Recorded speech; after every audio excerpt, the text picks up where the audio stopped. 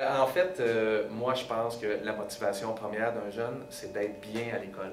Fait que moi, ce que je m'arrange, c'est que le jeune soit bien dans ma classe, créer une ambiance agréable. On fait tout le temps mieux quelque chose qu'on aime faire.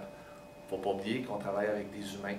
C'est pas des robots. Ils ont des émotions, ils ont des sensations, ils ont des sentiments. Si dans ma classe, ils ont envie de venir à l'école, ben, même si j'enseigne les maths, là, on s'entend que c'est pas super joyeux, mais ils sont contents de venir dans ma classe. Quand ils voient dans leur horaire maths, yes, j'ai des maths aujourd'hui. Pourquoi? Parce qu'ils sont bien dans ma classe, ils se sentent bien, il y a une ambiance agréable, on a du plaisir. Ben oui, on fait des maths. Ben oui, c'est pas toujours facile, mais on les motive comme ça. Ils ont le goût de venir. Quand ils ont un rendez-vous chez le dentiste à prendre, ils ne prennent pas un jour où ils ont maths, parce qu'ils ont le goût de venir. Fait que si on peut créer une ambiance agréable à l'école, puis ils ont le goût d'être là, ben ils restent à l'école, puis ils continuent, puis ils persévèrent. Ça prend une équipe dynamique qui s'entraide et qui discute entre eux pour trouver des bonnes solutions. Ça prend des activités signifiantes et motivantes, même à l'extérieur des heures de cours. Ça prend du monde joyeux et heureux. Ben, moi, je pense que ça prend des rêves, ça prend des projets. Et ça, ces projets-là, ces rêves-là proviennent de notre famille, proviennent de l'école, avec les intérêts qu'on y développe.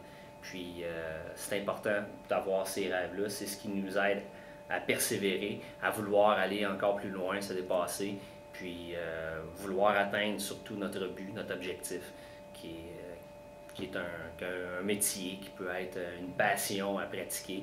Mais je pense que la persévérance scolaire passe tout d'abord par le rêve qu'on peut avoir.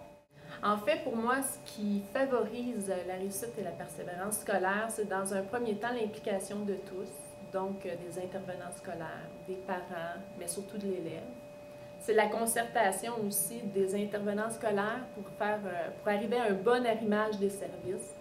Et je vais parler pour mon parti, c'est la présence de plus en plus de professionnels dans les écoles qui répondent aux besoins particuliers des élèves.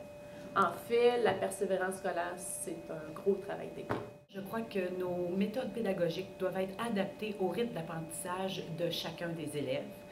Également, il faut croire qu'ils sont capables de réussir. Il faut leur donner cette espèce de croyance-là à eux. Également, il faut dans le fond les encadrer. Il faut les aider à croire en eux. Et aussi, au fond de tout, un jeune qui réussit, au fond, c'est un jeune qui est heureux. Et la plus belle chose que je trouve pour moi, c'est quand un jeune m'arrive et dit « Regardez, madame, j'ai réussi », ben dans ce temps-là, j'ai vraiment le sentiment du devoir accompli.